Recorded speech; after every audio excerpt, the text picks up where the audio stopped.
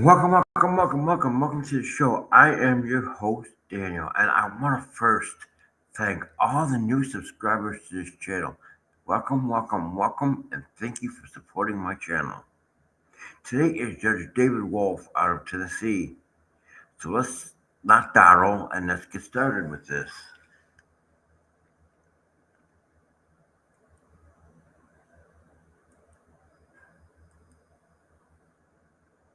And make this bigger, and here we go.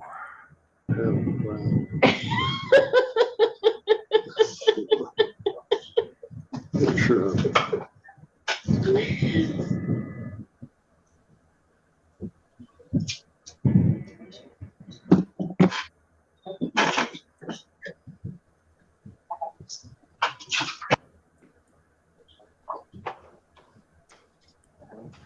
I was at the mercy of the copier. All right. Oh, I'm sorry. Should be 12 there. We're ready to bring the jury out. Technology is awesome today. Yes.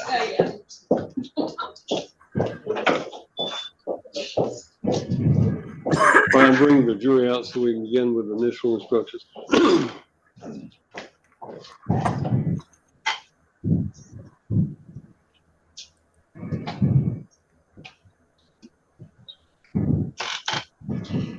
Folks, you can sit anywhere you want to now. There's no assigned seating, so.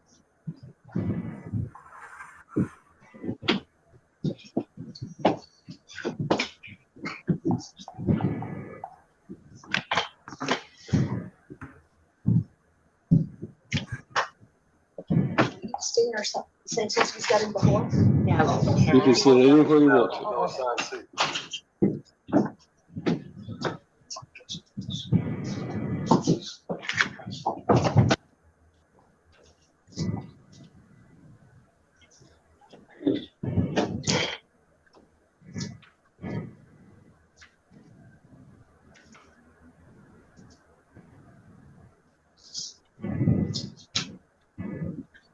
All right, if you'll read along with me, ladies and gentlemen, the defendant, Bobby D. White, is charged in the counts 1 and 2 in the indictment with the crime of driving under the influence. In count 3, the defendant is charged with leaving the scene of an accident. The defendant pleads not guilty to each and every offense embraced in the indictment. Before we begin the trial, I would like to tell you a little bit about what will happen during the proceedings. I want to describe basically how the trial will be conducted and what the attorneys, jurors, and the judge will be doing over the course of the trial. At the end of the trial, I will give you more detailed instructions on how you're to go about reaching your decision. But now I simply want to explain how the trial will proceed. The law applicable to this case is stated in these instructions and those that follow, and it is your duty to carefully consider all of them.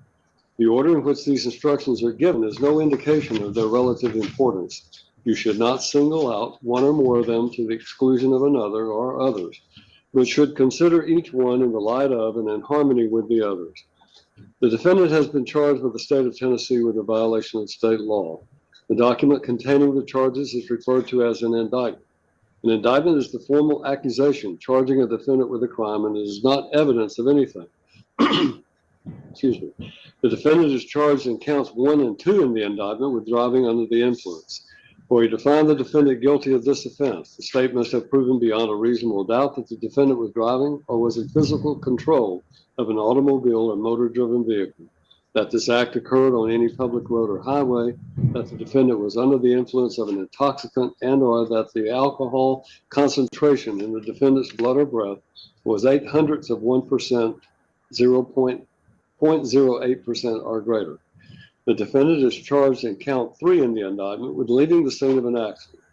For you to find the defendant guilty of this offense, the state must have proven beyond a reasonable doubt that the defendant drove a vehicle involved in an accident resulting in an injury, knowingly failed to remain at the scene of the accident. The defendant has pled not guilty to the charges.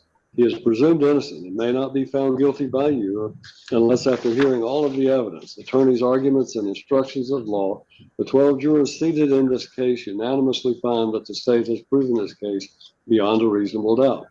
The first step in the trial will be the attorney's opening statements. The state will tell you about the evidence it intends to present so that you will have an idea of what the state's case is about. This opening statement is not evidence. Its only purpose is to help you understand what the evidence will be and what the state will attempt to prove. After the state's opening statement, an attorney for the defendant may make an opening statement if he or she should so choose. Again, statements from attorneys are not evidence. Next will be the state's case in chief, in which the state will present its evidence. The evidence in the case will most likely consist of physical exhibits, documents, and testimony of witnesses. The witnesses will testify by answering questions asked by the attorneys. Venue of the offense lies in the county where the offense was commenced or consummated. If you find the state has failed to prove by a preponderance of the evidence that this offense was commenced or consummated in Humphreys County, Tennessee, then you must return a verdict of not guilty. After the state completes its case in chief, the defense will be given an opportunity to present evidence through witnesses and exhibits. A defendant is not required to put on any evidence or to testify. The burden is always on the state to convince you that the defendant is guilty beyond a reasonable doubt. If the defense does present proof, the state may then put on what is known as rebuttal proof. After the state's rebuttal, the defense may put on further proof. After you've heard all of the evidence, the state and the defense may present final arguments. I previously told you that opening statements by the attorneys are not evidence. Likewise, closing arguments are not evidence. In closing arguments, the parties will attempt to summarize their cases and to help you understand the evidence that was presented. The final part of the trial occurs when I instruct you about the rules of law that you're to use in reaching your verdict. After you hear my instructions, you will leave the courtroom together as a group. You will then begin your deliberations to make a decision in the case. Your deliberations will be secret and you will not be required to explain your verdict to anyone. Now that I have described in outline form the trial itself, let me explain the functions that you and I will perform during the trial. I will decide which rules of law apply to the case. My decisions will be reflected in my responses to questions and objections the attorneys raised during the trial, as well as in my final jury instructions. It is your job to determine what the facts are from the evidence. You must then apply the law and my instructions to the facts, and from that application, you will arrive at a verdict. The state has the burden of proving the guilt of the defendant beyond a reasonable doubt, and this burden remains on the state throughout the entire case. Keep in mind that the defendant is presumed to be innocent of the charges against him. Thus, the defendant is not required to prove his innocence, to have his attorney make any statements or arguments, or to produce any evidence. Reasonable doubt is that doubt created by an investigation of all of the proof in the case and an inability after such investigation to let the mind rest easily as to the certainty of guilt. Absolute certainty of guilt is not demanded by the law to convict of any criminal charge, but moral certainty is required. And this certainty is required as to every element of proof necessary to constitute the offense. You, as jurors, must decide whether the state has proven beyond a reasonable doubt that the defendant has committed the crimes charged in the indictment. You must consider the evidence in each count separately. You must base that decision on the evidence in the case and my instructions of the law. Witnesses will testify in response to questions from the attorneys. Witnesses are first asked questions by the party who calls the witness to testify. Then the other side is permitted to cross-examine the witnesses. Although evidence is presented by asking questions, the questions themselves are not evidence. An insinuation contained in a question is not evidence. You should consider a question only as it gives meaning to a witness's answer. An important part of your job will be making judgments about the testimony of the witnesses who testify. You should decide whether you believe what each person says and the importance of his or her testimony. In making that decision, I suggest that you ask yourself a few questions. Did the person impress you as honest? Did he or she have any particular reason not to tell the truth? Did he or she have any personal interest in the outcome of the case? Did the witness have any motive, bias, or prejudice that would influence the witness's testimony? Did the witness seem to have a memory of the events that he or she testified about? Did the witness have the opportunity and ability to observe accurately the things he or she testified about? Did he or she appear to understand the questions clearly and answer them directly? Was the witness distracted in any way? How did the witness look and act while testifying? Was the witness making an honest effort to tell the truth, or did the witness evade questions? Did a witness's testimony differ from the testimony of other witnesses? Another factor for you to consider in evaluating a witness's testimony is whether the witness's testimony during cross-examination appeared to be contradictory, unreasonable, and improbable. However, immaterial or minor discrepancies or differences should not affect the believability of a witness unless it should plainly appear that the witness has willfully testified falsely. When a witness is thus impeached, the jury has the right to disregard his or her evidence and treat it as untrue, except where it is corroborated by other credible testimony, or by the facts and circumstances proved in the trial. As the sole judges of the facts, you must determine which of the witnesses' testimony you accept, what weight you attach to it, and what inferences you will draw from it. The law does not, however, require you to accept all of the evidence. In deciding what evidence you will accept, you must make your own evaluation of the testimony given by each of the witnesses and determine the weight you will give to that testimony. You must decide which witnesses you believe and how important you think their testimony is. You are not required to accept or reject everything a witness says. You are free to believe all, none, or part of any person's testimony. In deciding which testimony you believe, you should rely on your own common sense and everyday experience. There is no fixed set of rules to use in deciding whether you believe a witness. In making up your mind and reaching a verdict, do not base any decisions on the fact that there were more witnesses on one side than on the other. Likewise, do not reach a conclusion on a particular point just because more witnesses testified for one side on that point. Your job is to think about the testimony of each witness you heard and decide the facts. At times during the trial, an attorney may make an objection to a question that is asked by another attorney or to an answer that a witness gives. This simply means that the attorney is requesting that I decide upon a particular rule of law. Do not draw any conclusion from the fact that an objection was made or from my ruling on that objection. My rulings only relate to the legal question that I must determine and should not influence your thinking. If I sustain an objection to a question, the witness will not be permitted to answer the question. Do not attempt to guess what the answer might have been had the witness been permitted to give it. Similarly, if I tell you not to consider a particular statement that was made, you should put that statement out of your mind and you may not refer to that statement in your later deliberations. In deciding this case, you may not draw any inference from an unanswered question and you may not consider testimony that you are instructed to disregard. Any arguments about objections or motions are usually required to be made by the attorneys out of the hearing of the jury. Information may be excluded because it is not legally admissible. Excluded information cannot be considered in reaching your decision. A ruling that is made on an objection or motion will be based solely upon the law. You must not infer from a ruling that I hold any view or opinion for or against any party in this lawsuit. Some of you have probably heard the term circumstantial evidence and direct evidence. These are the two basic types of evidence that exist in law. Direct evidence is direct proof of a fact, such as the testimony of an eyewitness.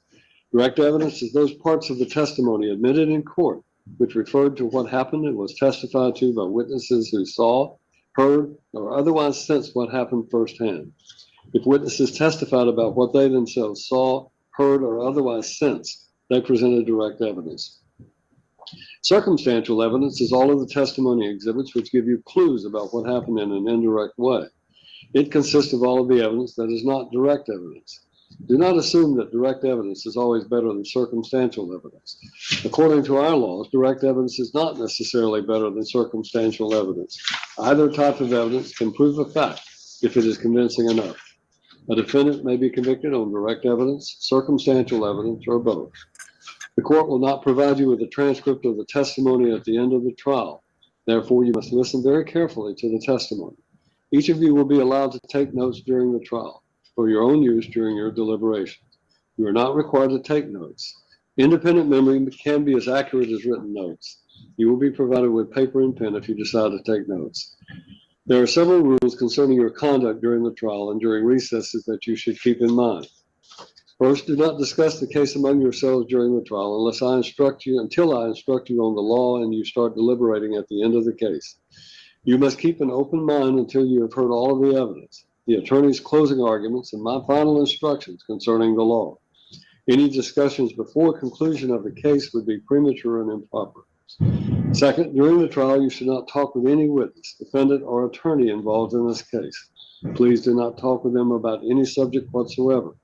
You may see them in the hallway, on an elevator, or at some other location. If you do, perhaps the best standing rule is not to say anything. Third, do not permit any other person to discuss the case in your presence. If anyone does attempt to do so, report this fact to the court immediately without discussing the incident with any of the other jurors. I do not know if there will be any media reports in the newspapers, on TV, or on the radio about this case. If there are, you're not permitted to read, watch, or listen to those reports. You as jurors must base your decision solely on the evidence you hear in the courtroom. I will remind you of your duty and responsibility before all breaks in jury out hearings and trust you will follow my instructions in keeping with the integrity of the case and court proceedings. You may not communicate with anyone or provide any information, photographs, or video by any means about the case on your cell phone, through email, Android, iPhone, text message, video, FaceTime, Google Duo, Zoom, Facebook Messenger, Skype, through any blog or website, through any internet chat room, or by way of any other social networking websites, including but not limited to Facebook, Instagram, Snapchat, X, formerly Twitter, LinkedIn, TikTok, Meetup, Pinterest, Reddit, Discord, WhatsApp, and YouTube, especially including the live stream of this trial. In keeping with the state of Tennessee's open access to the court's public policy, the majority of this court's proceedings are live streamed via YouTube. You as a juror are not recorded on video or shown on camera. You are not permitted to read, watch, or listen to those YouTube streams during the trial. You as jurors must base your decision only on the evidence you hear in the courtroom. I will remind you of your duty and responsibility before all breaks in jury out hearings and trust you will follow my instructions in keeping with the integrity of the case and court proceedings. During the trial, you will receive all of the evidence you may properly consider to decide this case. Because of this, you should not attempt to do any research on your own or gather any information on your own that you think might be helpful. Do not conduct your own private investigation into this case, although you may be tempted to do so. For example, do not visit the scene of any incident, read any textbooks or articles concerning any issue in this case, or consult any other source of information. If you were to do that, you would be getting information that is not evidence. You must decide this case only on the evidence and law presented to you during the trial. Any juror who receives any information about this case other than that presented at the trial must notify the court immediately. Finally, during the trial, I may have to interrupt the proceedings to confer with the attorneys about the rules of law that should apply. In some cases, we may have bench conferences in the courtroom outside of your hearing. And in some instances, I may ask you to retire to the jury room while we discuss a matter out of your presence. I will try to avoid as many of these interruptions as possible. I ask your patience because these interruptions are necessary points in the trial where we must resolve legal issues. In the long run, they save time for all of us. If anyone needs a break at any time, please do not hesitate to ask. Simply raise your hand. If I do not see you, get the attention of one of the court officers who will advise me that a juror needs a break. Normally, I will try to conclude the testimony of the witnesses before taking a break. The usual break times are at 10:30 in the morning and 2:30 in the afternoon, with a normal hour between 12 and 1 for lunch. If you need a break at any other time, please ask. A juror who is distracted is not paying full attention to the testimony. Both parties are entitled to your full undivided attention to this case. If after your deliberations you find the defendant guilty of any offense, the court will set the punishment at a separate sentencing hearing. The jury will not be involved in setting the punishment. This completes my opening comments to you, and the next phase of the trial is the formal reading to you of the indictment in this case. General McLeod.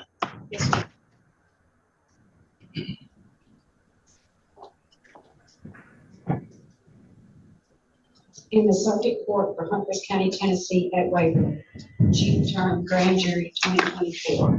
The grand jurors of Humphreys County, Tennessee, duly elected in panel and sworn, do present on or about June 18, 2023 in Humphreys County, Tennessee, Bobby D. White did unlawfully drive and or physically control an automobile or motorized vehicle upon a public road and or highway of the state or on any streets or alleys or while on the premises of any shopping center, trailer park, or apartment house complex, or any other premises generally frequented by the public at large, while under the influence of an intoxicant and or drug, in violation of Tennessee Code annotated Section 55-10-401, all of which is against the peace and dignity of the state of Tennessee. Count 2. And the grand jurors do further present that on or about June 18, 2023, in Humphreys County, Tennessee, Bobby D. White did unlawfully drive and or physically control an automobile and or motorized vehicle upon a public road and or highway of the state or while on premises of any shopping center, trailer park, or apartment house complex, or any other premises generally frequented by the public at large, while having an alcohol concentration in his blood or breath of 0.08% of 0.08% or greater, in violation of Tennessee Code annotated 5510-401, all of which is against the peace and dignity of the state of Tennessee. Count 3. And the grand jurors do further find that on or about June 18, 2023, in Humphreys County, Tennessee, Bobby D. White, being the driver of a vehicle involved in an accident resulting in injury to any person, did unlawfully and knowingly fail to remain at the scene of such accident or as close thereto as possible in violation of Tennessee Code annotated section 55-10-101, all of which is against the peace and dignity of the state of Tennessee. To that indictment, how does the defendant plead? Not guilty, Your Honor. Pleads not guilty. Ladies and gentlemen, the next step will be the opportunity for the attorneys to make their opening statement. And the state will again go first. So, Ms. McLeod, if you'd like to address the jury. Ladies and gentlemen, you just heard me read the indictment to you. You know the charges are DUI and leaving the scene of an accident. The state is going to explain to you what proof we're going to put on, and we'll expect you to hear that. The state expects to show that this case started on June 18, 2020, here in Humphreys County, that it began as a call to law enforcement that the defendant had wrecked his motorcycle. Law enforcement showed up. It was Humphreys County Sheriff's Office that initially came to the scene. You'll hear from them first. You'll hear from Lieutenant Chapman, who represents Humphreys County Sheriff's Office, about he arrived first on scene, his interactions with the defendant. He testified about what he saw and observed, the time frame between when the call came in and when he got there. Then you will hear from Dexter because he took the seat over, and you'll hear about what he did, his interactions with the defendant, and the steps that he took to investigate what had happened. You will hear that when law enforcement arrived, the crash had occurred, the defendant was not there.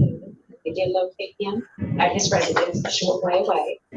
You will hear that they talked to him as well. He was put in an ambulance. You'll hear that he apparently had some injuries from the incident, that he was transferred to Horizon Medical Center in Dixon. You will hear that he gave consent for a blood draw to be done, and that Trooper read him a piece of paper called an implied consent form, which they're supposed to do, which explains what that process is and what they're agreeing to do by giving blood. You'll hear that that blood was sent to the TBI. TBI tested that blood, and that his BAC at the time of the draw was 0.124, which is above the legal limit of 0.08. You'll also get to hear from the TBI agent, who will testify to the process that they use to test the blood, with safeguards they have in place. They do that. And she'll testify about the effects of drinking whilst also operating a motor vehicle and how that can cause impairment and things of that nature. Also, briefly, with Deputy DeMark of the Humphreys County Sheriff's Office, his involvement is limited to just serving the warrant on the defendant at a later date. He was injured and in the hospital, so he was not taken to jail right away. So you get to hear all that as well. You will see the defendant on video admitting to having drinks the night before this incident, which occurred around 9 o'clock in the night. The state believes that once you hear and see all of that, you'll be able to look at the evidence and come to the conclusion that the defendant is guilty of DUI and leaving the scene of the accident. Mr. Locker.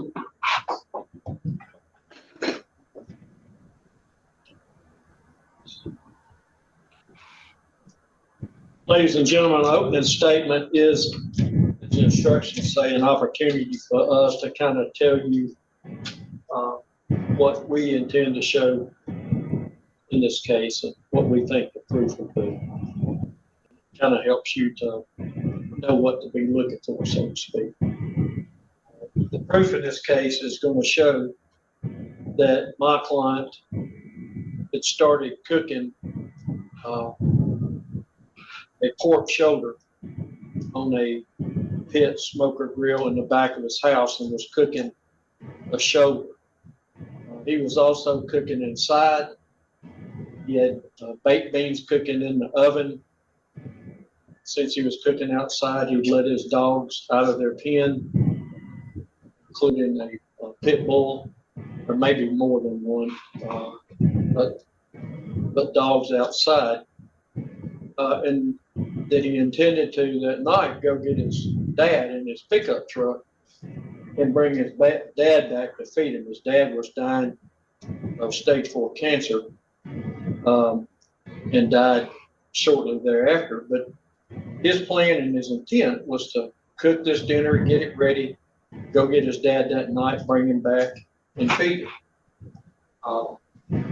His better half, Miss Amy Layton, had gone to pick up a friend and to get some more groceries in Waverly. It was going to come back and help him finish this meal. Proof will show that for no logical reason, my client went out, got on his motorcycle, left beans cooking in the oven, left a pork shoulder cooking in the back, food preparing, left the dogs out, which he would always keep in the kennel because pit bull wouldn't get along with all the dogs, and if he wasn't there, sometimes they'd get in a fight. There's going to be circumstantial evidence of what our theory is in this case happened. You don't go away and leave a shoulder cooking, that type of thing. And the proof is going to show our client had a seizure.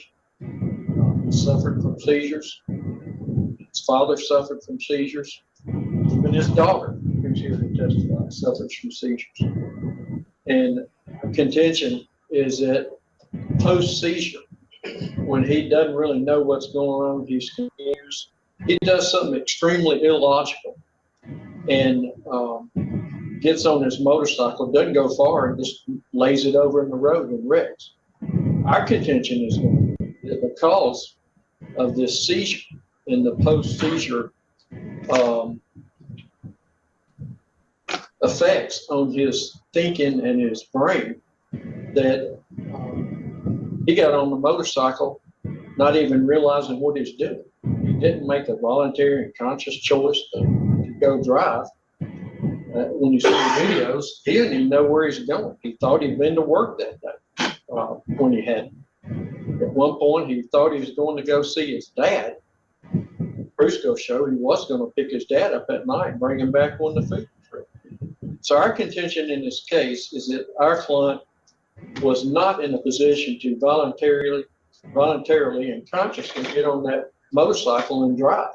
And if he didn't make a knowing, conscious decision to get on that motorcycle and drive, he cannot be found guilty of these offenses. All right, General, are you ready to call your first witness? Yes, Your Honor. The state would call Lieutenant Chapman to the stand. You'll come forward, please. Raise your right hand. You solemnly swear or affirm that the testimony you shall now give in this case shall be the truth, the whole truth, and nothing but the truth, so help you God. I do. Have a seat, please. Judge, I did want to call for the rule. Rule has been requested, so anyone else who's going to be a witness must go outside of the courtroom and remain outside of the courtroom until you're called to testify.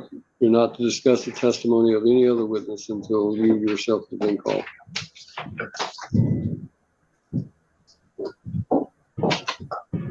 Lieutenant Chapman, can you state your full name for me, please?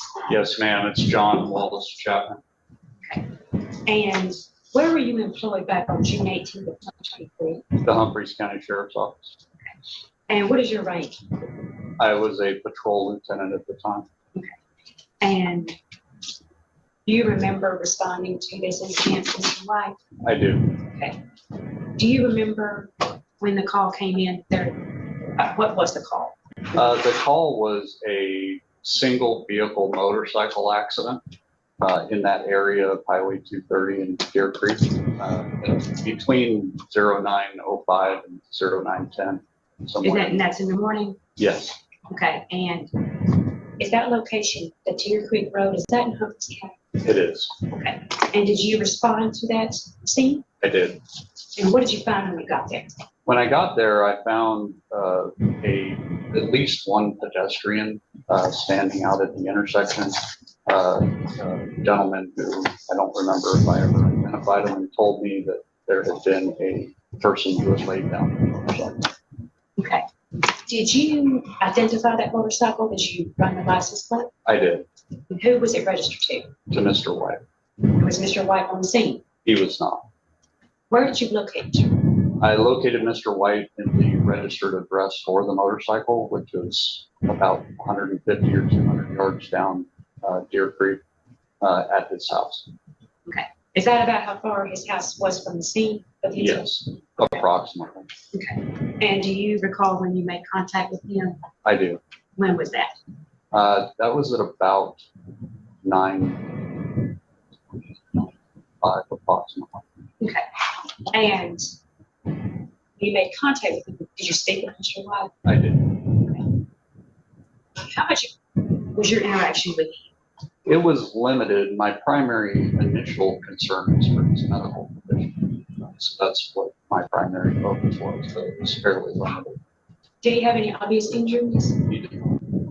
Did you offer medical treatment? I did. What did he say to that? He refused medical treatment. Did he tell you that he had had a seizure? No. And do you recall when Tennessee Highway Patrol came to the scene? I don't recall the exact time, but I remember arriving before I even went up to make contact with Mr. White. Okay, so the trooper got there before you even started speaking. Yes, he began investigating the crash, and knowing that the investigation was his to conduct, I went to locate Mr. White. Okay. Did you notice anything about Mr. White's person, his physical appearance? Yes, he was slightly slurring his speech, and he was having trouble staying straight.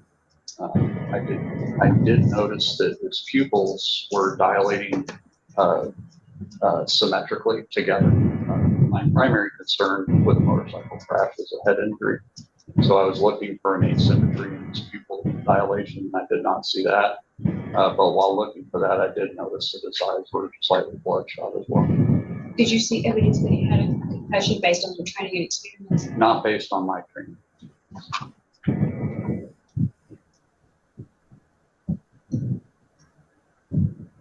Did you smell alcohol on him? I did not, but I wasn't within contact distance of him. You were what now? I was not within contact distance of him. Okay. So how far away would you say you were standing? 2 or 3 feet.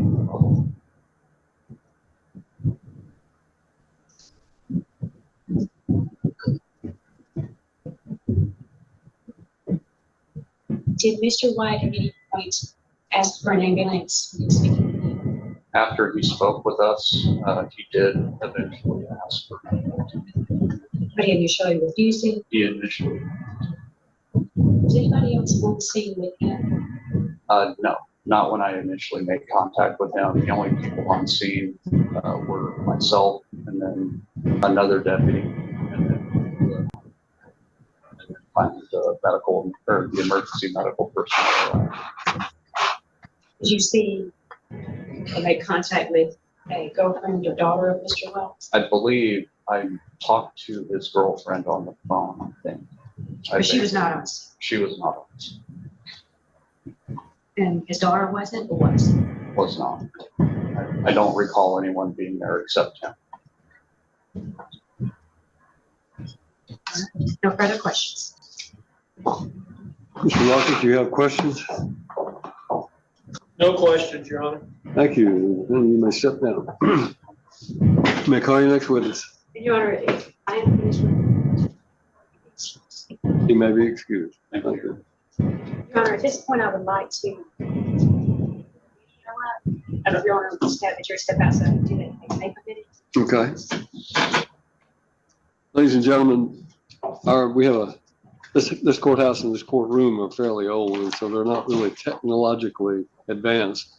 and to set up for a video to be played. It takes a minute to do that. So why don't y'all step across, have another chocolate donut, and let us get that set up, and we'll call you right back in.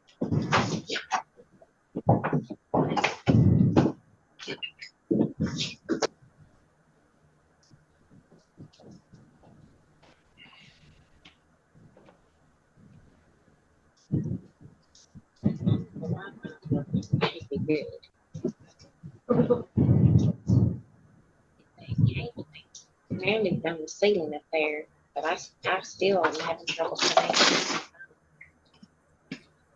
So I push control on the window. Which one do you have? What's your computer, an HP? Yes, ma'am.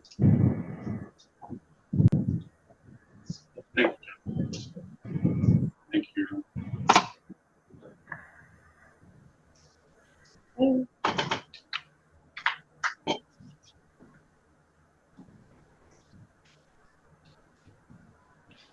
Make sure I'm on the right one.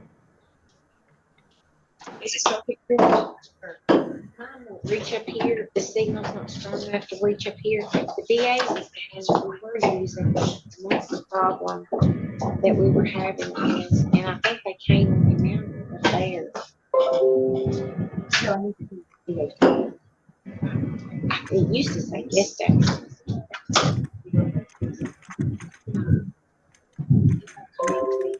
It wouldn't connect me to the guest access.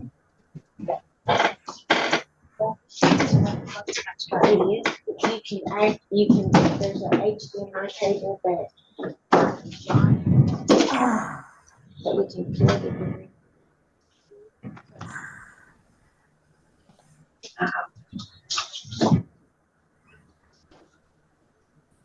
It's not ready to be. Yeah. Because for some reason, is that it? I think so. Got an HDMI plug in. Yes. You want me to ask John to come in? You want me to ask John to come in? Somebody decides to need to. Yes, you can go get John. I'll do it.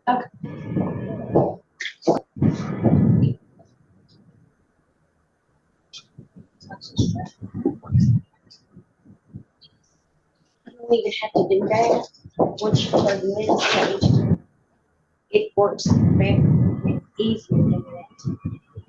Because the problem is, We're like, I see this is on the flash.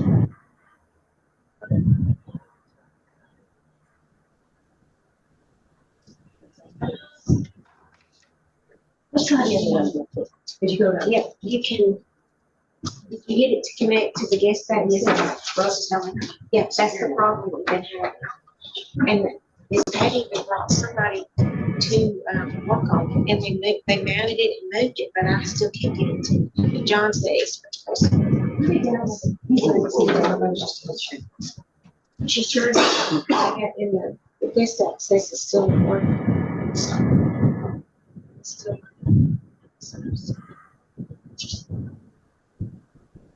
Yes, but she's got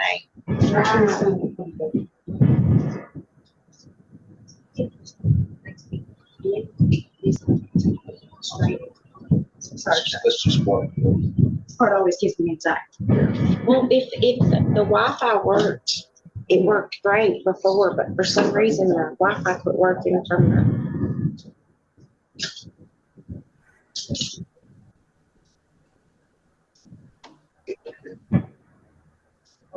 It's easier that way. Are you still working on it? Have you got it fixed, or are you still working on it? When you just We're another trying minute. to taking it off of the flash drive and just putting it straight into my downloads. So I can just click on it. It's almost done.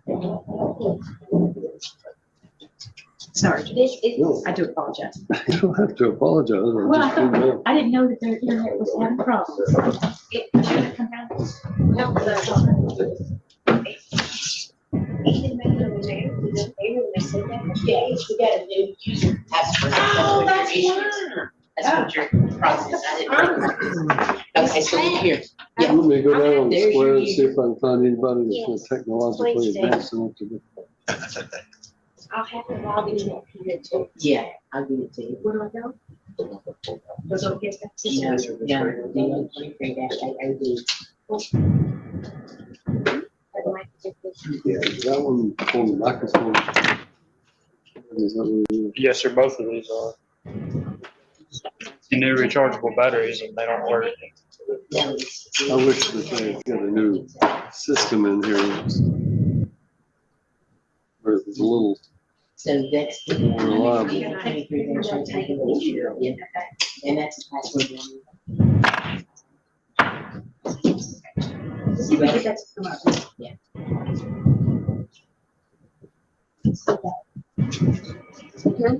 See that? Couple of that. Okay. Thank you. I'll call you.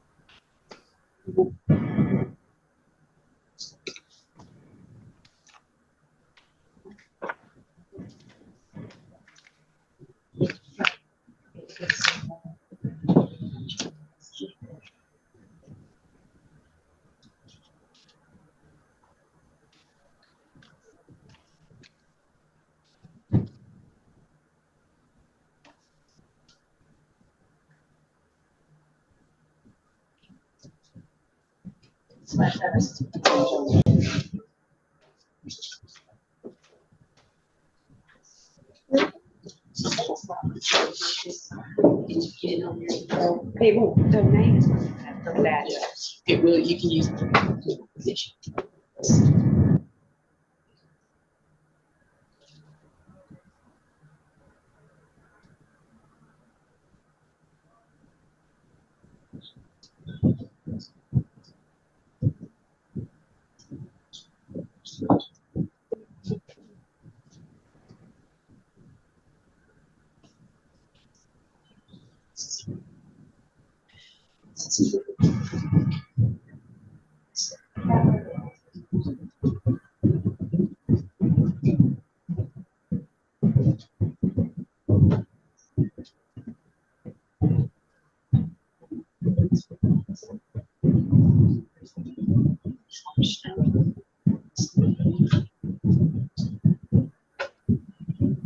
I'm gonna step out. Don't let me know when you're ready. Yes, sir. Yes, sir.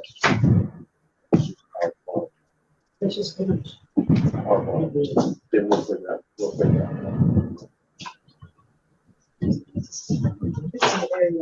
That's what it is. But it is the next thing.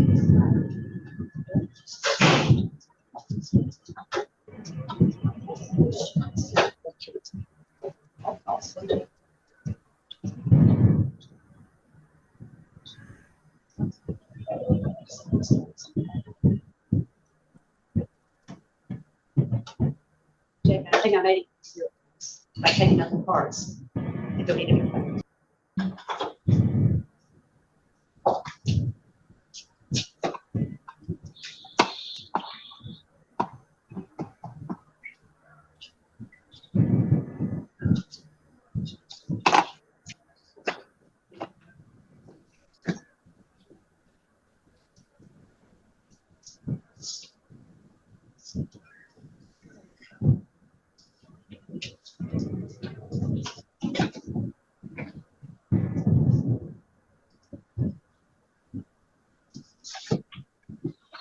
Ladies and gentlemen, I apologize for the delay. We've had technical difficulties again, so we think we have everything squared away. So we're ready to proceed.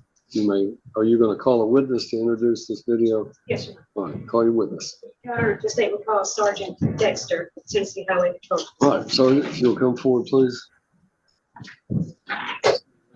And be placed under oath.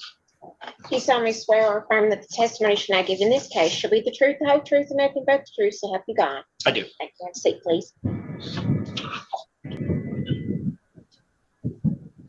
Sir, can you state your full name for me, please? Edward Charles Dexter, Okay, where are you employed? Tennessee Highway Patrol. Were you working for them back on June 18th of 2023? Yes, ma'am. And I'm gonna play a little bit of your body cam. Okay? Yes, ma'am.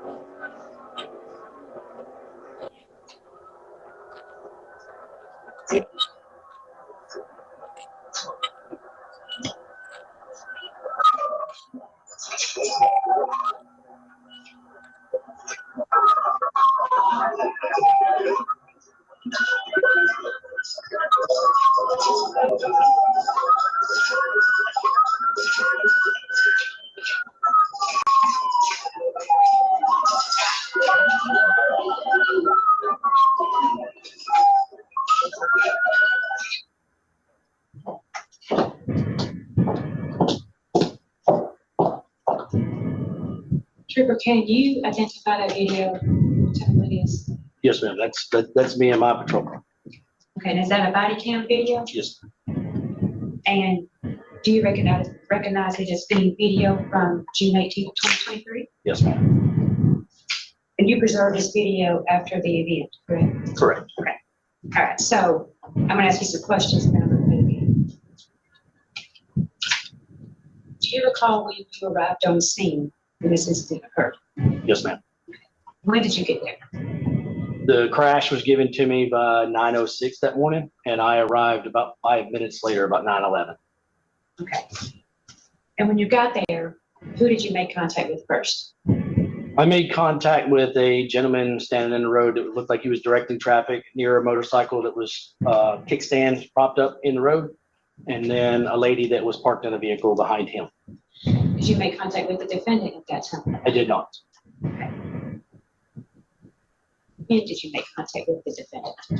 Moments later, about 9:24 in the morning, after Lieutenant Chapman had gone to the house prior, and I followed the ambulance up to the residence. And if we see that on your body cam, Yes, ma'am. and you got to the residence, did you then make contact with the defendant? Yes, ma'am. Okay. And what did you notice about him during your interaction? I noticed that he seemed confused, slurred speech, was kind of staggering a little bit, like I said, very confused. And I noticed that I could smell what seemed to be an odor of alcohol beverage coming from him. Okay. And how do you know what alcohol smells like? I mean, I've been doing it 16 years. I don't know how many people have been around alcohol that I've arrested and not arrested and put through, but alcohol has a distinct smell. Okay. Did you notice anything else about him? About his physical features or anything like that? No, ma'am, other than he just fit the description of the lady from earlier in the crash that I spoke to, that she gave me a description of the guy that walked away. Okay. And did you verify that that was his motorcycle, or what did you do with that? Well, the deputies verified that they ran the 1028, the license plate on it, and that it came back to a Bobby D. White, and the residence was just right up the road, and they were going to go check to see if he had gone there prior to me going there.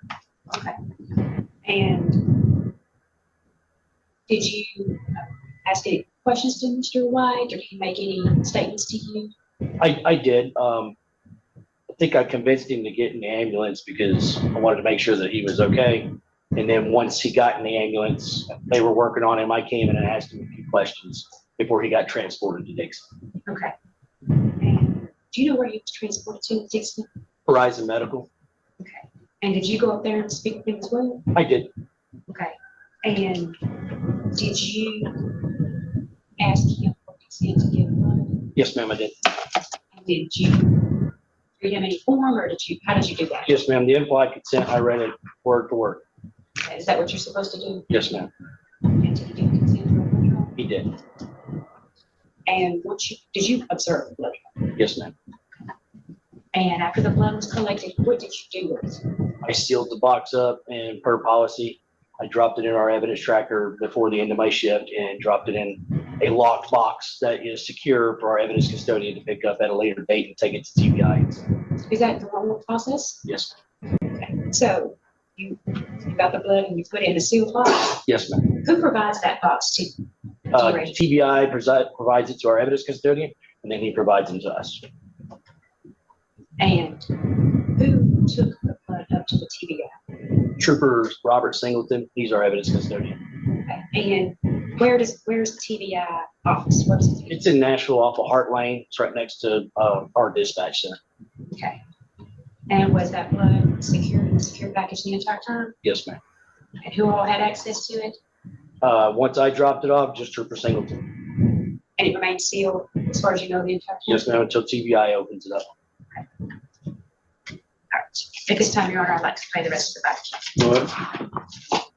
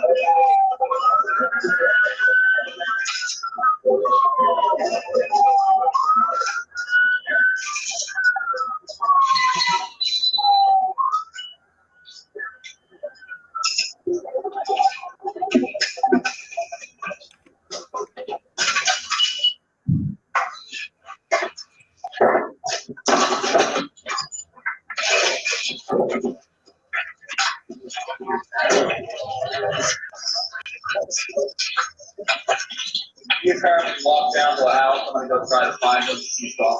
Okay.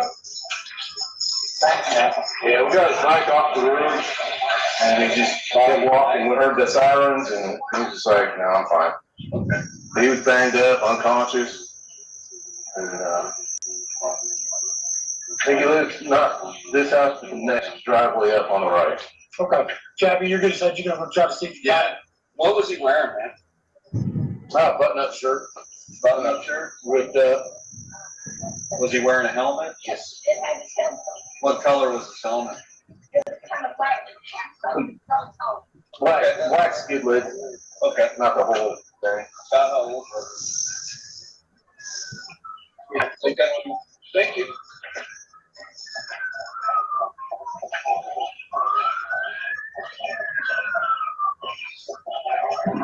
Was he laying over right here? His bike was. Flipped over that debris up? Yep. And I guess he was just laid out in the road. 3437, 1028 at 10-6. Tennessee Kilo 45564.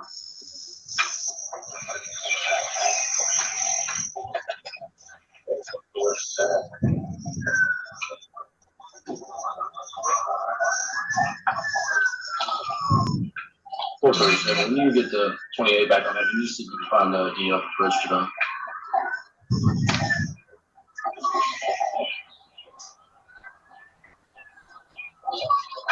Must have been advised that riders 1053 shot up and walked away.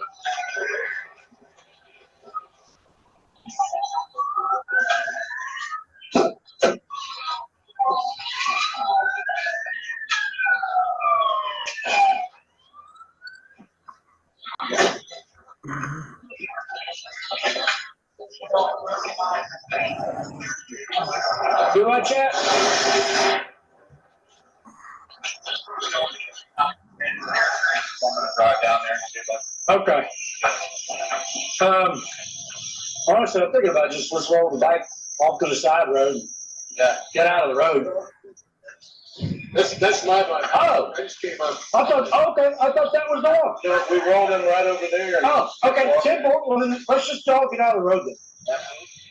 Hey, Cody, we're gonna get out of the road.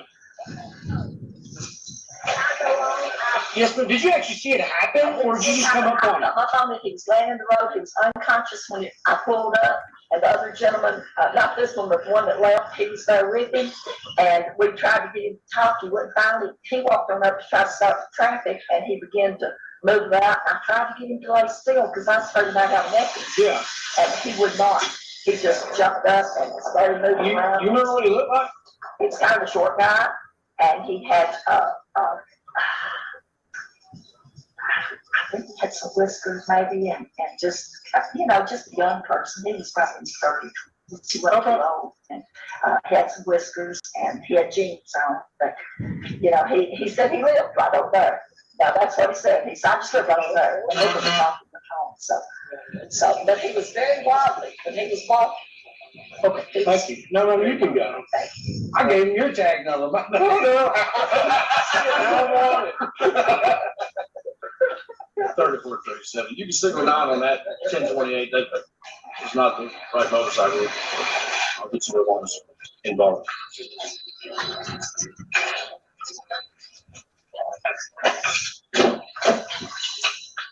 Be advised, I've got no lane closure.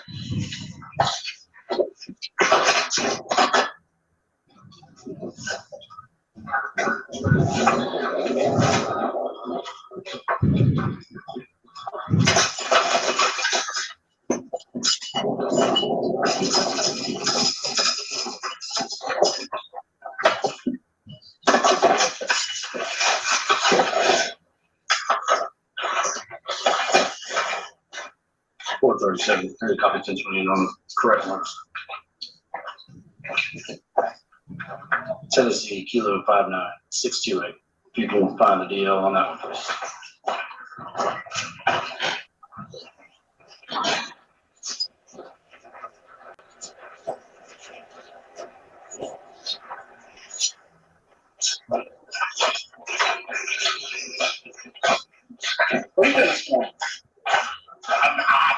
kind of enjoying a quiet morning, honestly, until I was right down there by the school when this come out.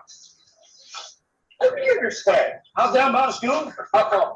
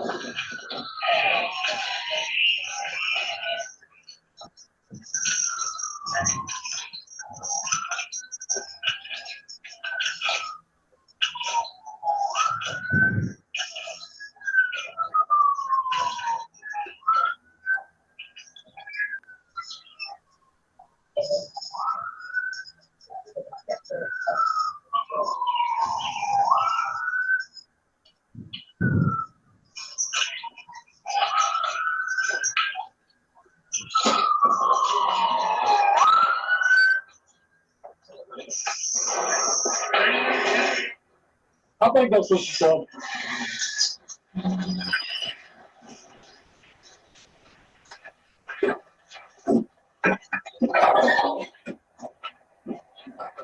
Some more guys, we were going to a 30-minute Deer Creek Road. Deputies made contact with me.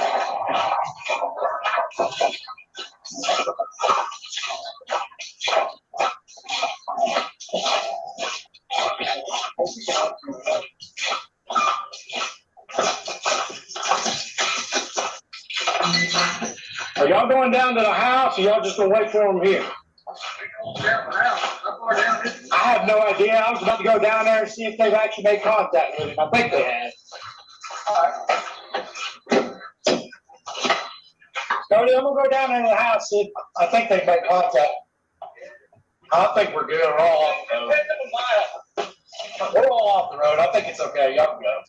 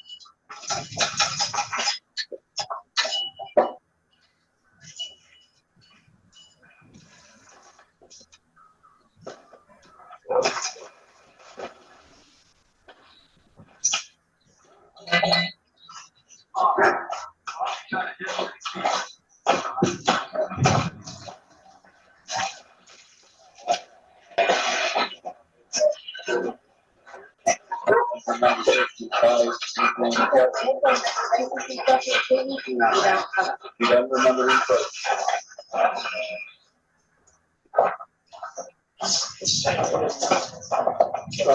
The same as the procedures, his wife's in his procedures. So, that was taking hours. Okay.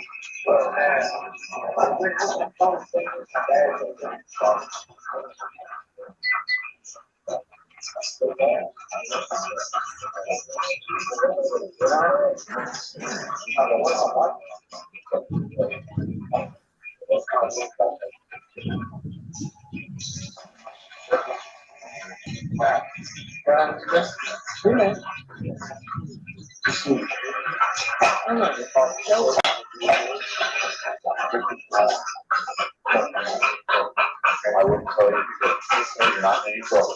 I do get that part though. So once you get in the ambulance, I need you to try to. I don't know you're not. Yeah. Or are you dizzy or anything? A little bit, yeah, my head hurts so bad. Hey, Sergeant, hey, down, buddy. All right, well, hell, let's get you in the treasure quick, okay, bud? Sergeant, that's a Docket salary. Hey, Sergeant, we'll do it. Is there anybody else here but him? Yeah, just me. My fiance, hopefully coming. Just, yeah. That's what I thought. Yeah, it's on. So it'll be a good point. I guess not. Yeah. That's what I was thinking. He said he doesn't remember anything about the guy. Well, at first he told us he did, and now he's saying that, but his pupils are. Restricting. His eyes are closed. Yeah. Yeah, he's a good dude, but I'm also concerned. Or something too. In addition. Yeah, for sure. I mean, if nothing else, they take, I feel like they'll probably transfer. Yeah, we have. He originally didn't want to. I mean, he's probably had a concussion. If anyone, Yeah. they'll probably, if I think it's got her eyes. How bad was his house? I haven't seen it yet. Is that that motorcycle? I didn't even stop the. I stopped and looked, but There's some guy holding it up, see what it, how bad it was. Trying to think, just turn motorcycles, nobody's here. there isn't anybody here. Couldn't get it. It's on someone else's property. I throw it.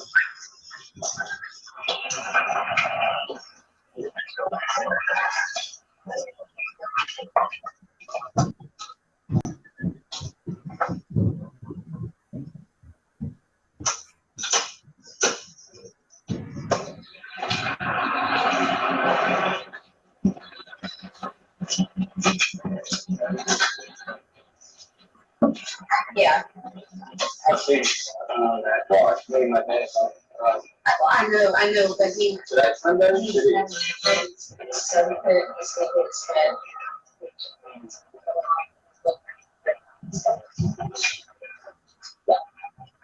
I don't want to have seats up in there.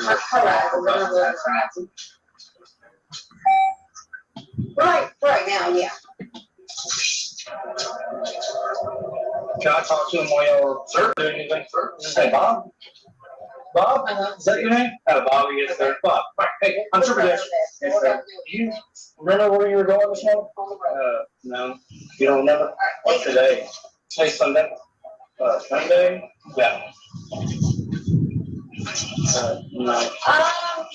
When I have seats, I have seats, when I have seats, I can't.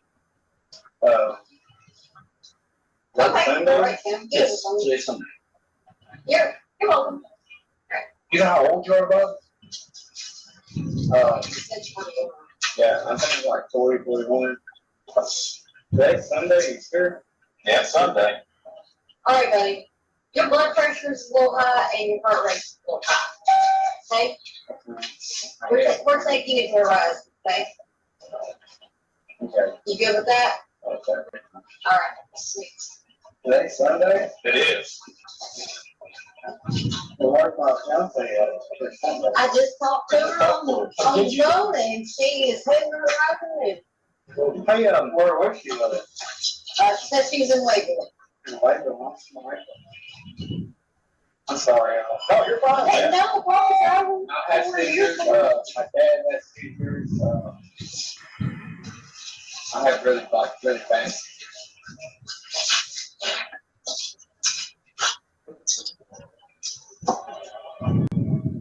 Okay, Dougie, would you mind if we get an IV on you? I hate needles, but I'll be okay. Have you had anything to drink or anything? I don't know. You don't know? Okay. Think so maybe, but I'm not Think so? sure. Okay. Of course, I thought I worked today. I was out of work. Alright, So apparently I have seizures. I have seizures, I can't. remember stuff? I get days mixed up. Gotcha. I have really fast. Any drugs or anything like that? No drugs. No drugs, maybe alcohol? Yeah. Okay. What's today? Today's Sunday.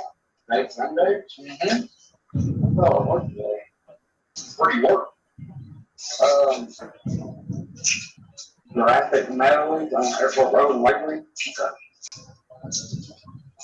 Next Sunday, I'm my fiance again. Hey, Alex. Yes. We'll go ahead and head out. Okay. I'll see y'all up there. I'm sorry, sir. Oh, you're good, man. Sorry, Man. man. Go get you some medical attention, okay?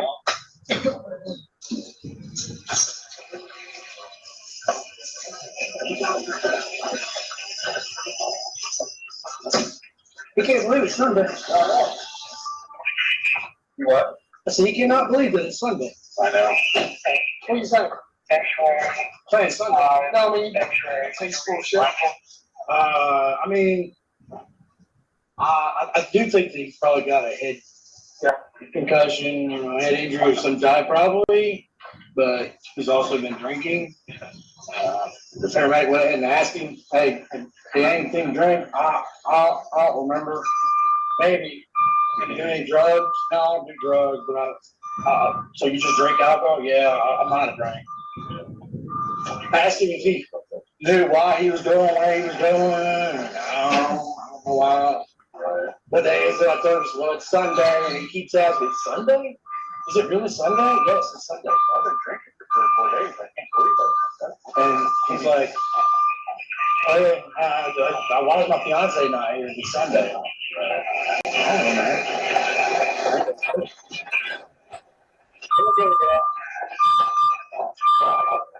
Do you need to move your vehicle up, or you can move your truck? Well, I don't want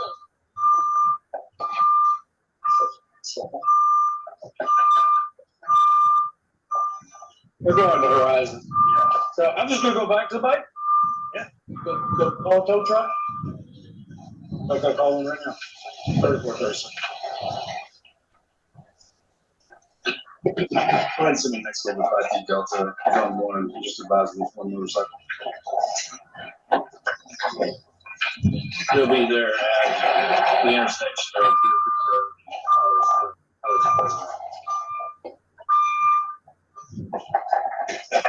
All right, going back to the bike. Come in.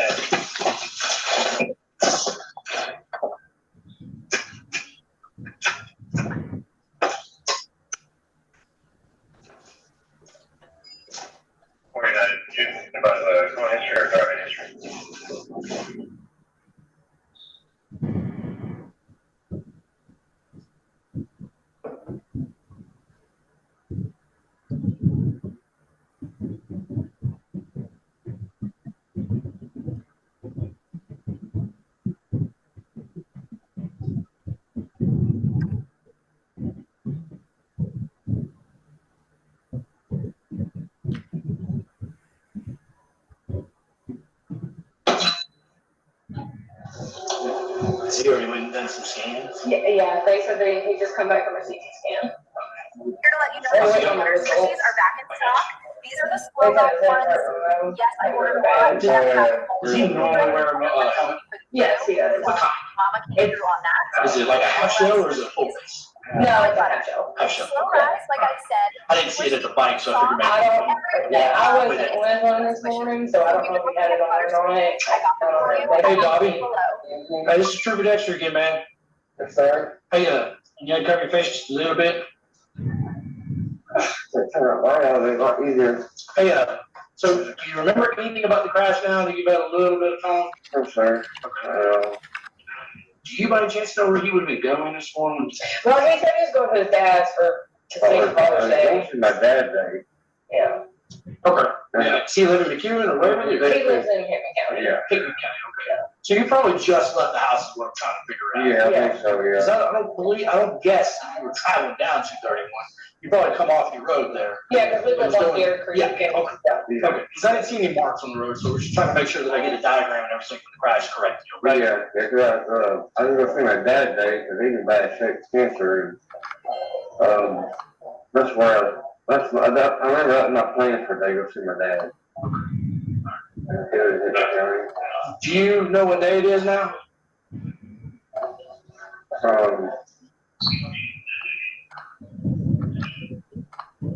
Sunday. I don't know if you remember, I told you earlier, you couldn't believe me, that I told you it was Sunday. Yeah. He called me earlier and he thought we was at work and he's like, "Where are you at?" I was like, I'm here at the lake. I was like, Yeah. he's like, "No, we just left work." I said, "Okay, baby." I've got some paperwork for you for the crash. Brian Gill came and got the motorcycle.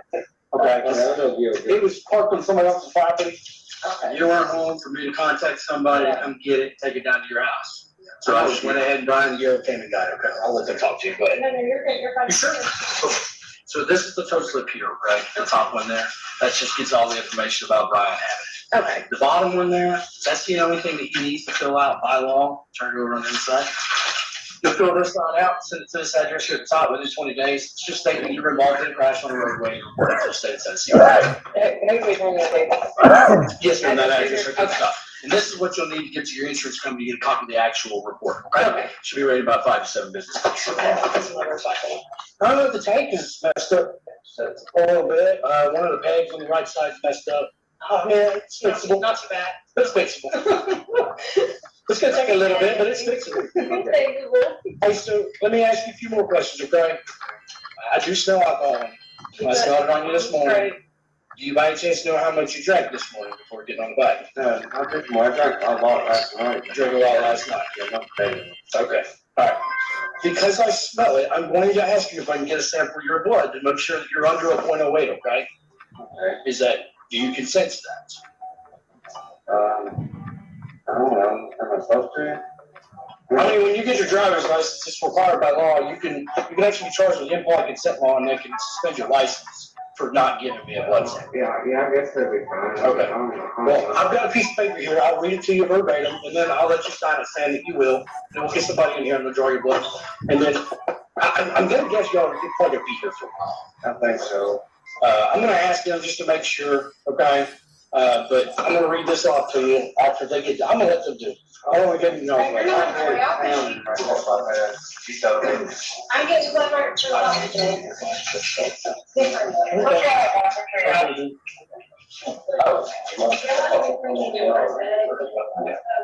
We'll switch it. I wanted to get out of the way from that. Yeah, absolutely. Yeah, I'll take care of it.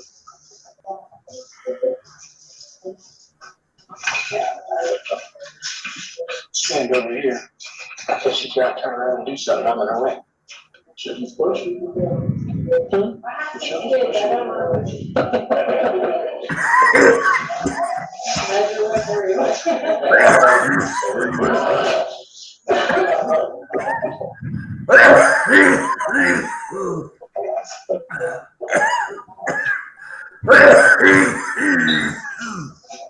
only other thing I need is a urine to make it done. Okay.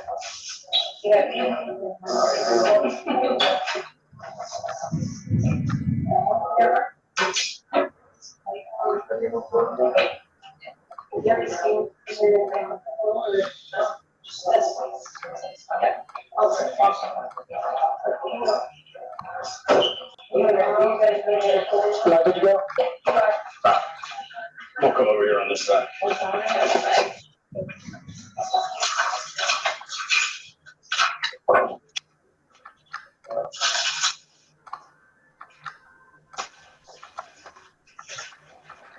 I'm just gonna read this out to you. It's kind of short, okay? Yes, sir. It's just gonna say, you don't have to answer anything yet until I'm done reading, all right? It says, are you willing to consent to provide a blood and breath sample for chemical testing? If you refuse to supply a sample for blood and or breath testing, no test will be conducted unless required by law or authorized by a search warrant or extenuating circumstances. If you do not consent, the law permits me to apply for a search warrant for a blood and or breath sample for chemical testing. If you refuse to provide the sample for testing and the court finds that you refuse, the TCA for the, which is 55-10-407, which is implied consent law, requires that your license will be suspended for at least 1 year and up to 5 years, depending on your driving history. If you refuse to provide a sample, you may be ordered to install and keep an ignition interlock device in your vehicle for 1 year or more. After being informed that there is probable cause that you have committed a violation of Tennessee law, which permits me to request a sample of your blood or breath for testing, and after having been advised of possible consequences regarding your privilege to legally operate a motor vehicle, should you refuse to provide the sample request, would you consent to be taking your blood, making sure you're under oath and point that you said that you are? Blood or breath? Blood. I'm gonna be okay with blood, but breath, I ain't had nothing to drink this morning, or nothing to dry mouth. I don't know about that. I got you. So you want to do it with the blood then? I think so, yes, sir. All right. No, I got you.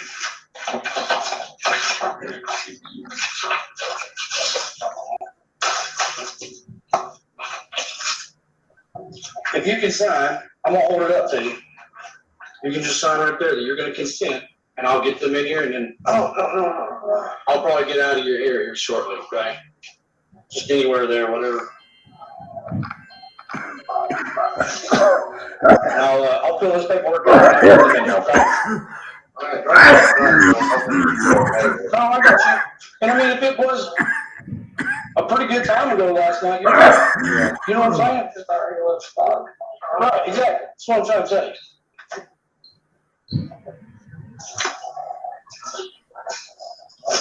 If it is, well, whatever I get charged with DUI. If it is, yes, you will hear back from me. Okay?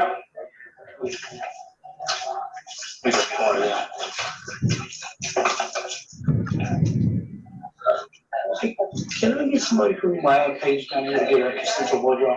Yeah. Thank you. Which is bad, you're okay, you're talking to us, that's always, Yeah. it's always. They did talking, that's. I mean, my riding mask, I ride, One that's 2 line by hospital. yeah, that's. Okay, so what is the new address? 39 Deer Creek Road. Deer Creek? Yeah. Thank you. It is Deer Creek Road, right? Yes. And the zip code? 37101. A good phone number for him? 615-674-4623. Is that his number? That's it.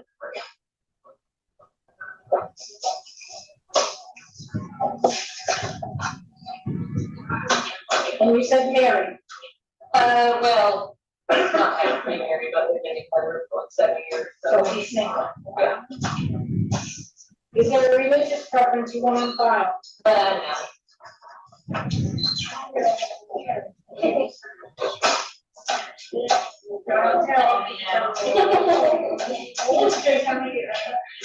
Is there email address you want on file? Email address you want on file? No. Are you employed? Yes. Where's he work? At Mathis Metal. Mathis? Yeah, Mathis Metal in Waverly. Full time, part time? Full time.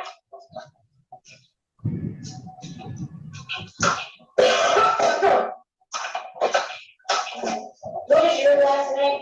Mine? Layton. L-A-Y-T-O-N. First name? Amy. And you're at the same address as Steve? Yeah. What's your phone number? 615-578-4165.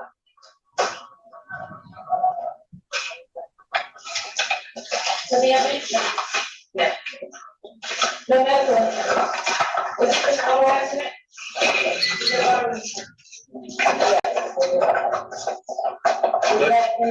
It was through Progressives when I read it. I didn't actually get the card. Okay. I just read the registration and it said it was through Progressive Life. I didn't get the opportunity to get the insurance card. Yeah. Probably at home. Keep your arms straight. That needle right there in your elbow. Got it.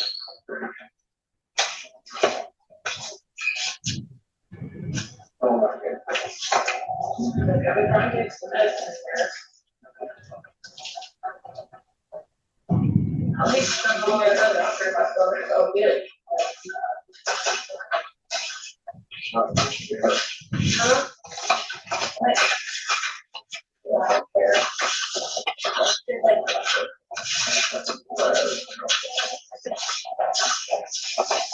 Next one, real quick.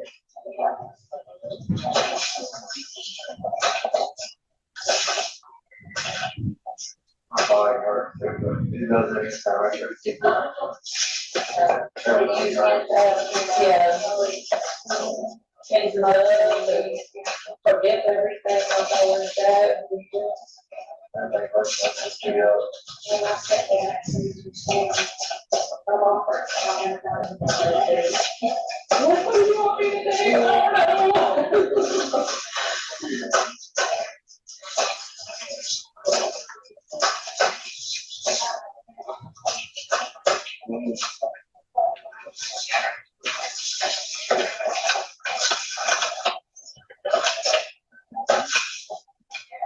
So approximate time, Ms. Tucker? No, after 9. No, after 9, because I called for the tow truck about 9:30, and I think I got there about 9. So, well, a little bit more. It's in within that hour. Bobby, what's your middle initial? D. They said they ordered it, okay, honey? So be here in a minute. What's his date of birth? March 26, 1982. Does it make you 41 still? Yeah. Oh, my butter.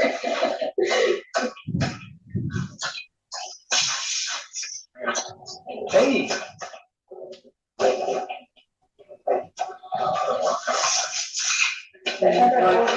Yes, ma'am.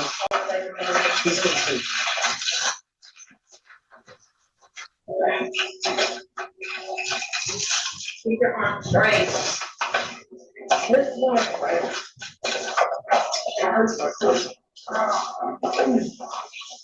Well, you're bleeding all over the place.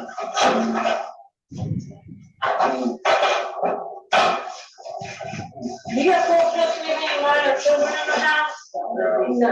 Any pending application of security in your background? Any what? Pending application of security? No.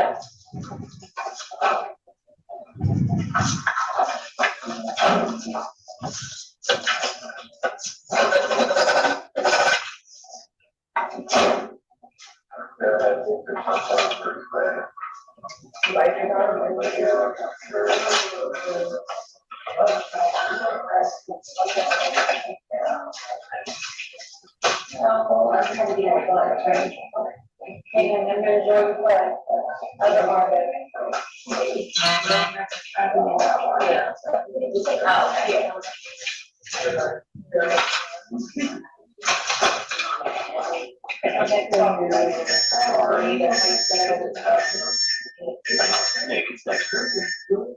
can you review all those guys'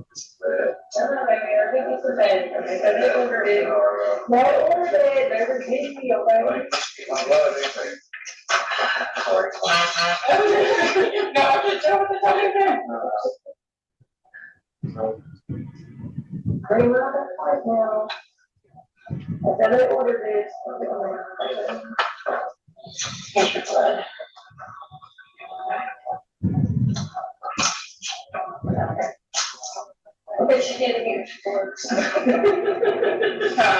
It was your fault, but now it's here. I know better than Thank you. Are you gonna put this, got a tag? I'm gonna have to put some stickers on it.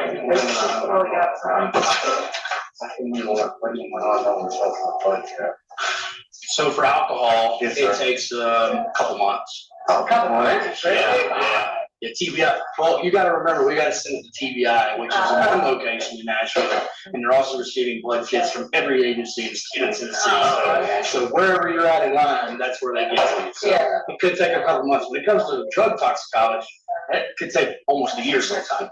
Yeah. So for alcohol, we just gotta turn over right about a couple months. Hopefully it's getting a little faster because they hired a couple more TBI agents to try to speed that process up because somebody's got a lawsuit against the TBI about it taking so long. So we're trying to speed it up. Doesn't the alcohol like deteriorate the blood? It usually dissipates at a rate of 1 beer an hour. Oh. So if you had like 8 beers, it should take you about 8 hours to get rid of it. Okay. That's the general. But you give or take by somebody's different body type. Yeah. Everybody acts differently. Like body weight and all that. And male and female are different too. Yeah. Women hold water more than men, so it comes out faster, I think. Faster or slower, I can't remember which one. It's been a while, okay? So this is your paperwork of the implied consent law that I read you and that you signed saying that you give me blood. Yes, that's fine. I'm gonna go ahead and take this and I'm gonna get out of y'all's hair. And if it comes back, then you'll be hearing from me again. But it can take mail or whatever. Do what? I hear things by mail. No, one of the county officers will probably come talk to you. Oh, okay. So he doesn't have a court date as of right now? As of right now, no, ma'am. Okay. All right, the only thing that he would have a court date is if I wrote him tickets for the crash, but I'm gonna hold off on that. Okay. Until then. I'm gonna hold off on that until I know what, appreciate that. instead of doing one time and then a couple months later having to come back and do it again if I have to, okay? Thank you. I need to sign whatever you want me to sign. Yeah. Sorry. Everybody's is different, right? Right there, and then, anyway, how you do your signature like I do mine, can you print it out next to it? Yes, sir. Because I can't read my own. Anywhere in there. Right here? You know Hunter? That's my brother. Okay. Yeah. Well, now I see what's on. Yeah, I know him, your dad. You do good things, I don't know you like that. You got good handwriting. What those things? Stickers right here. No, the bubble wrap.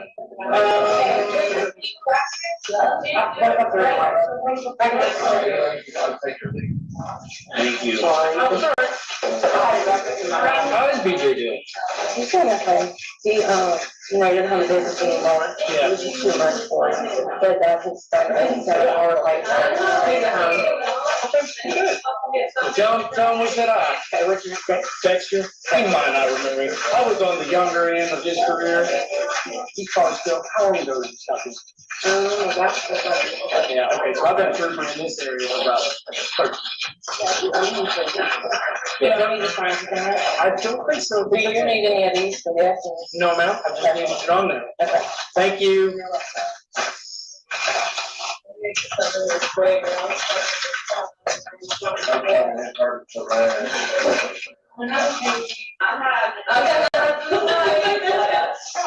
I'm gonna get out of the way before you throw something at me.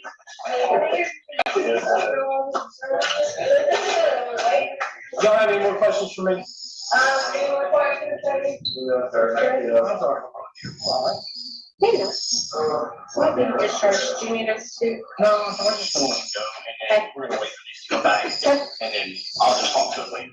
Okay, there's nobody else involved, nobody else injured, nobody else's property, so I'm just gonna probably wait for this to come back. I just wanted to make sure, okay? Thank you. Thank I you. appreciate it. Yes, y'all be careful. No more questions, sir? Nothing? Nope. Okay, all right. Y'all have a good day. Hope you get feeling better.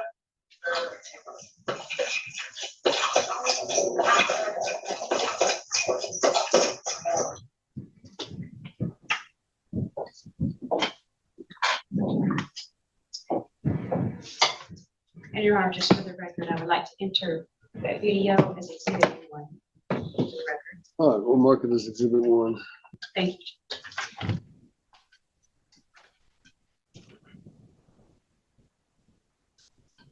The trooper, Sergeant Dexter, you watched that video with us.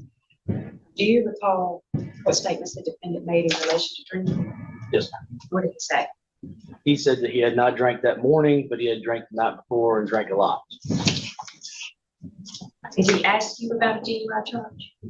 He asked me if I wanted to ask him to take the blood. He was asking if he was going to be charged with DUI. And I told him that if it came back over a .08, that he would be hearing from me later. Okay. And you testified earlier, you did read him an implied consent form, correct? Yes.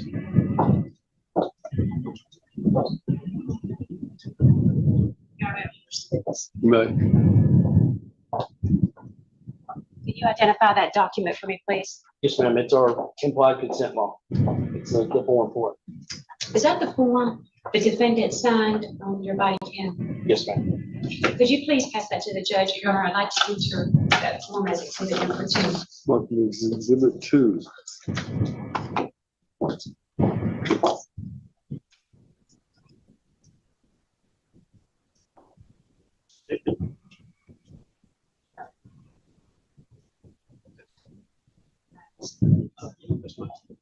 Your Honor, may I approach? You may. Next, can you identify that document for me? Yes, ma'am. It's the alcohol toxicology request that is already prepackaged in the box that you saw on the camera with the tubes of the blood with it. Okay. Do you fill that document out? Yes, ma'am, I did. And do you put it in the box with the blood? Yes, ma'am. You put a copy in it with it so that way TBI has the information. Okay. And is it sealed with the box and with the blood? Yes, ma'am. And the TBI gets that, right? Yes, ma'am. Okay. Could you please pass that to the judge? Your Honor, I'd like to enter that form as exhibit number 3. Now, Trooper, there was a delay between what happened here and when a warrant was taken out against Mr. White, correct? Yes, ma'am. And what is the reason for that delay? I was waiting for my proof of my suspicions of the DUI. So once I got the results back from TBI, I came to the courthouse and took out my charges. Do you remember when you did that? I don't remember the exact date, no, ma'am. Do you know the month or time of the year? No, ma'am. I'm sorry, I don't. Was it sometime after this incident? It was definitely after the incident. I just don't remember the time frame of it. Just one.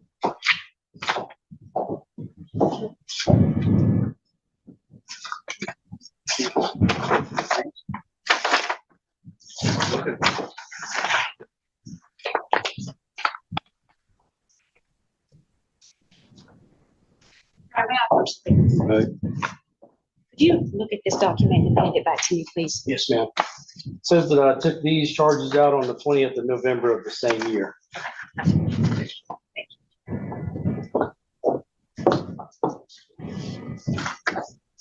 And did you personally serve the warrant on Mr. White or someone else? Somebody else did. Okay. Do you know who that might have been? I do not know who it was. Do you know what agency? It would be Humphreys County Sheriff's Office. They serve the warrants in this area. Okay.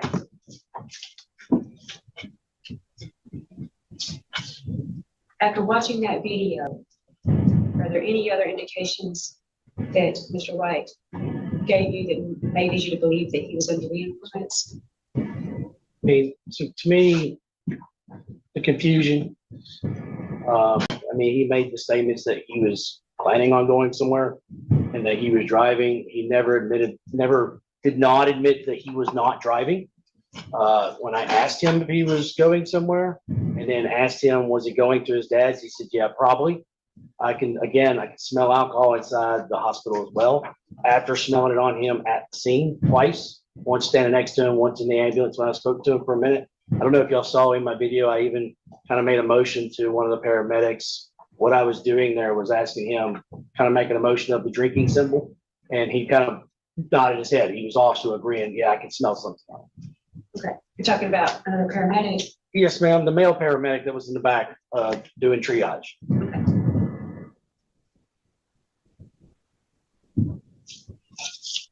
And this did occur in Humphreys County. Yes, ma'am. And are you able to identify the defendant today? Yes, ma'am. Where is he? He's sitting right there. Is there anyone else at the residence when you arrived on scene? I did not see anybody other than him and his dog. He even made the statement, I believe, on the video, that he was the only one.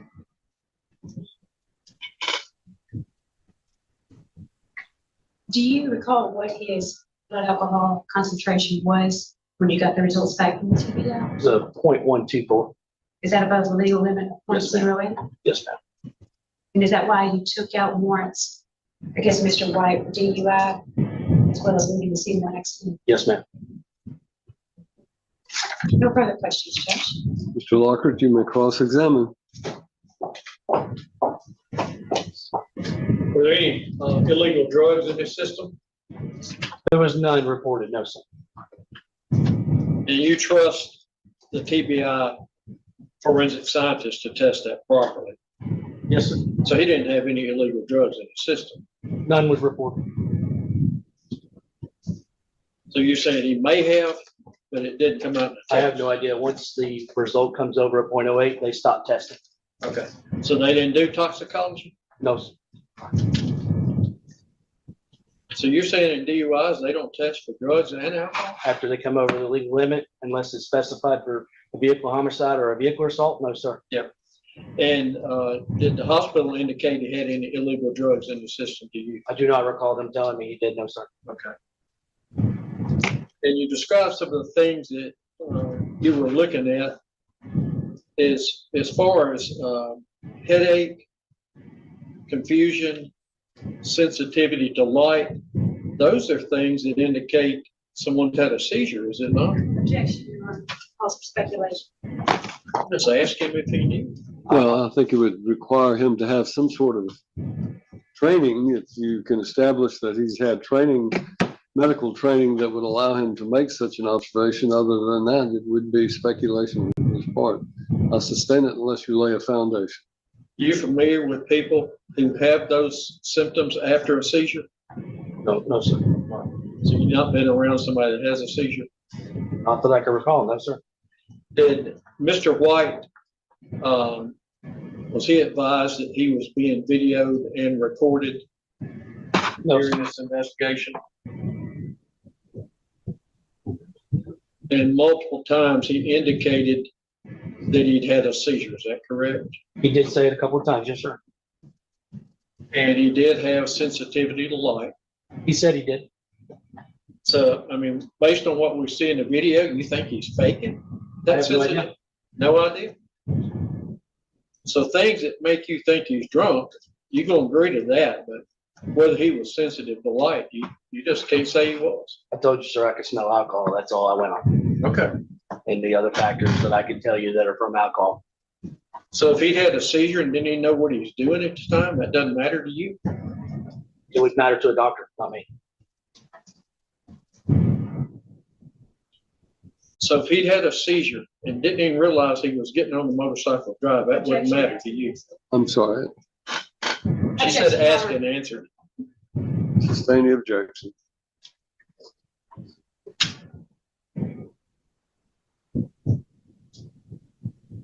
Do you think for him to get on the motorcycle and drive, that he should try to ascertain his abilities to drive before getting on a motorcycle?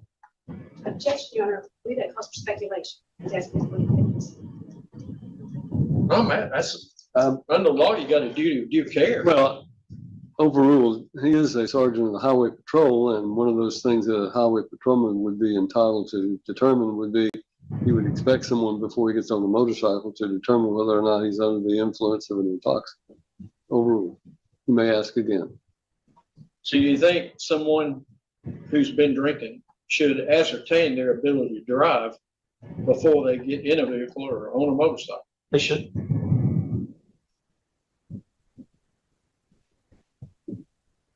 If they've had a seizure prior to getting on the vehicle and don't have the ability to ascertain their abilities, does that make any difference to you as far as the DUI?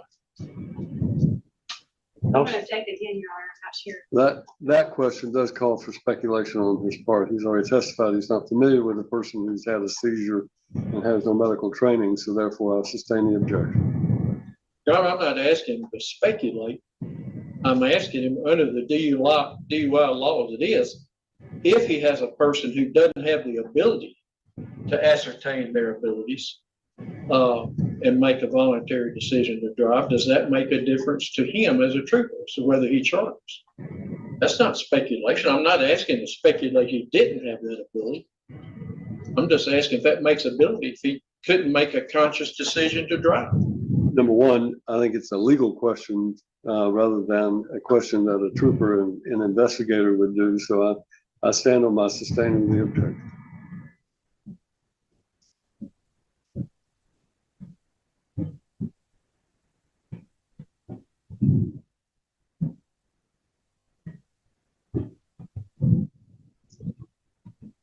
Did you talk to the hospital staff to try to ascertain why he was showing the symptoms he was showing? I did not. And why not? I'm there for a DUI investigation, sir. Would that not be part of a DUI investigation to see if there's some medical explanation for why he was the way he was? That's not part of the statute, sir. I didn't ask you that. I asked you, would you not want to know if there's something medically going on that could cause the same symptoms you may think is a DUI? Sir, I didn't suspect that.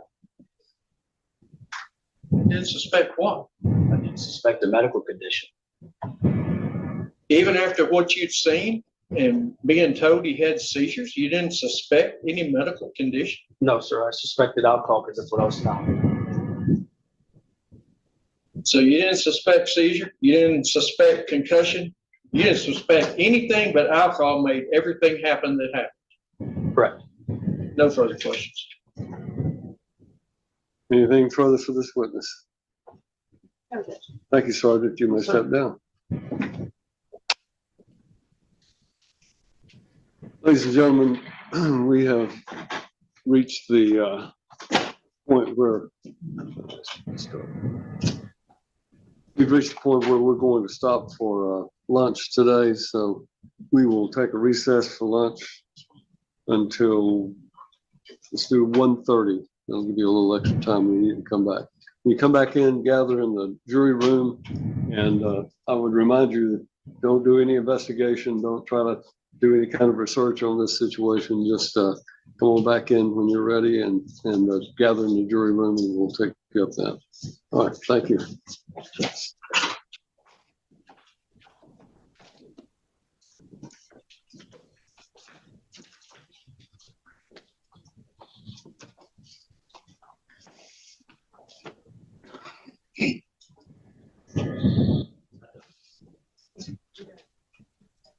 No, I don't. I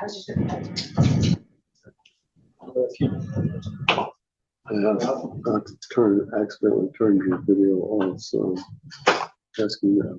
We got it back. We got it back on. Okay. All right, we'll stand in recess until. In here. Did you mute in here? Oh, I don't. I just was gonna make sure collecting that. All right. You know, I just asked about that email about. Yes.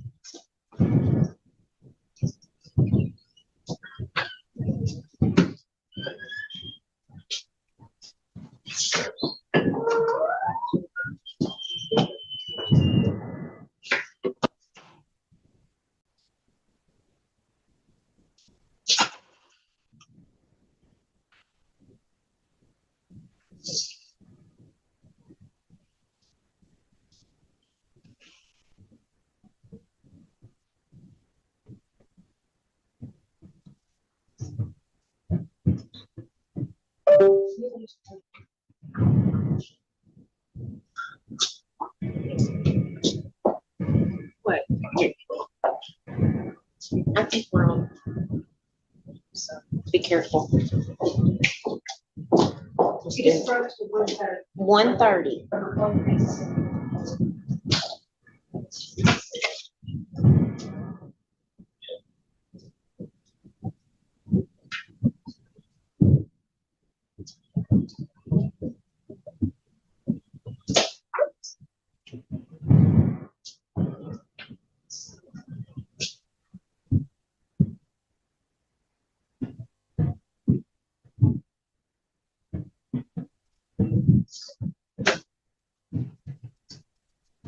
Okay.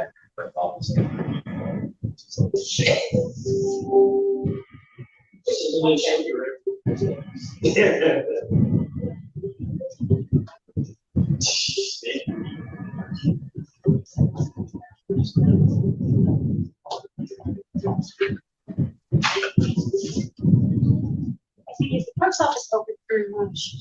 They're actually in a training with Department of Homeland Security or something. I'm going down though, so I'll be there in just a minute. Oh, no, we're fine. Since I like to use the restroom down there when there's a jury over there. Oh, sure. Yes, Absolutely. TV agent should be there some post office.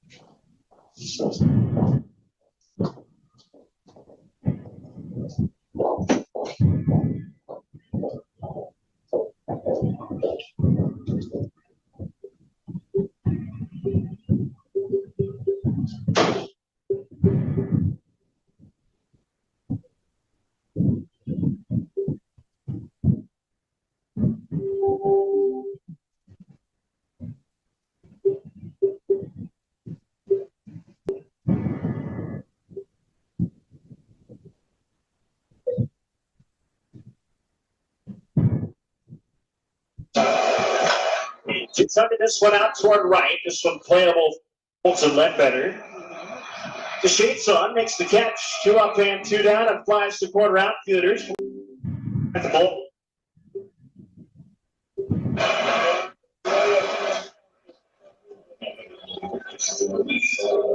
There's Louis Lara. All right, last name.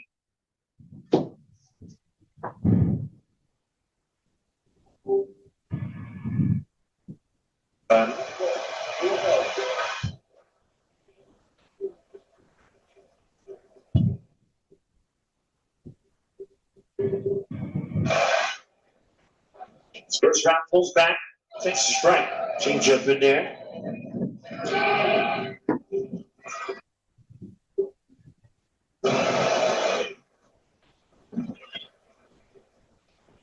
Take one outing at Northbridge. He went scoreless in that inning for it.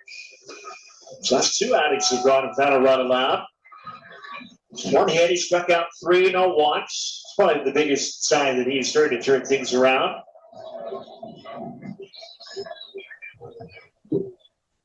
Here comes his 1-1.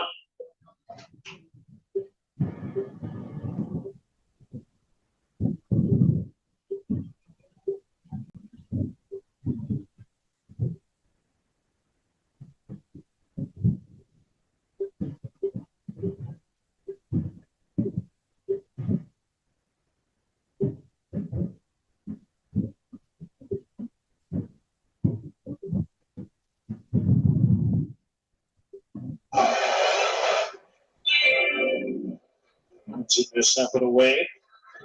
Maybe hair right. The numbers to AAA for him in Lorna.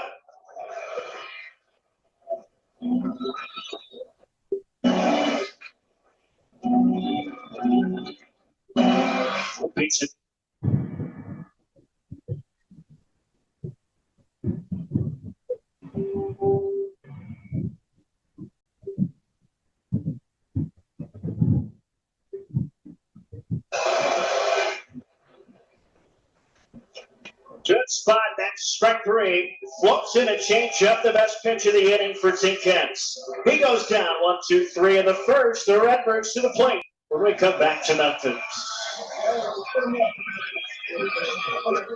The closest thing to fresh air in this.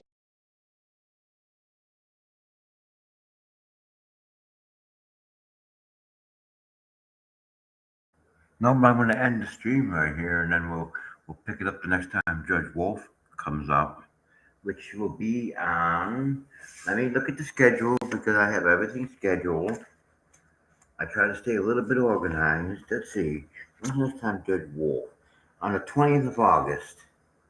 So we'll pick this back up again on the 20th of August when Judge Wolfe comes back up.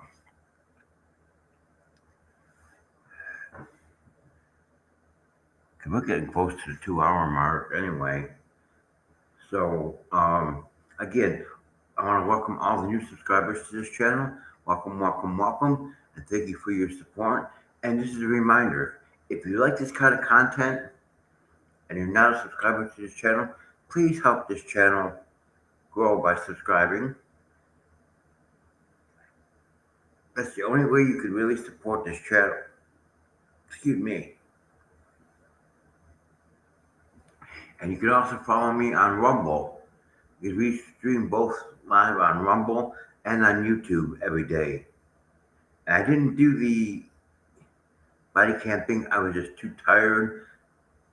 These idiots who run this building put a note in my door that they were going to come and do an inspection today and never showed up. And I killed myself yesterday trying to clean this place. My back and my legs are still sore. But it got done. So that's it for today, ladies and gentlemen. Thank you for watching. And